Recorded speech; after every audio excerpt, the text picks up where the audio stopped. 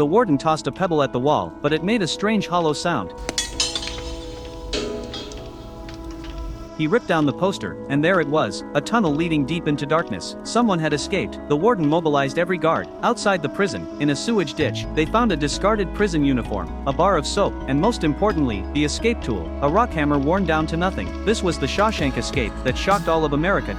The story begins with a peculiar man named Andy. On his first day, he arrived well dressed, but his tall, thin frame made him look fragile and vulnerable. The other inmates jeered and heckled, their twisted way of welcoming fresh meat. Red, a veteran inmate, placed bets with his crew on which newbie would crack first. With decades of people reading under his belt, he put 10 cigarettes on Andy breaking down. Soon the warden emerged from the shadows to introduce himself. One nervous prisoner let out a fart. The hot-headed guard, Hadley, accused him of blasphemy and beat him with his baton. I believe in two things: discipline and the Bible.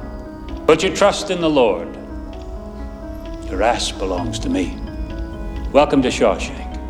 Every new arrival's first night ended in an emotional breakdown. That's what the old-timers lived for. They placed bets on whose target would cry first, shouting and taunting the newcomers relentlessly. Sure enough, a fat guy couldn't take it. "Mommy, help me, let me out," he screamed. His outburst brought Hadley storming over. The guard dragged him out and beat him savagely for a solid 10 minutes. The poor guy didn't even make it through his first night, beaten to death. Red never expected Andy to be tougher than he looked. But what really surprised him was when, a month later, Andy approached him asking for a rock hammer, said he wanted to carve stones to pass the time. As the prison's go-to guy for anything, Red warned Andy to keep his head down. He'd noticed the sisters, a gang of predators, had their eyes on him. Andy promised to stay out of trouble. They agreed on a price, and sealed the deal. That close encounter changed Red's initial impression of Andy completely.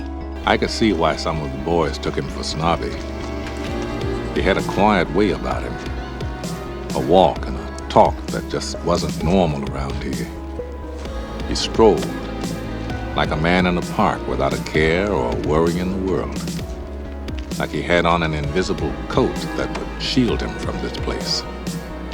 Yeah, I think it would be fair to say I liked Andy from the start.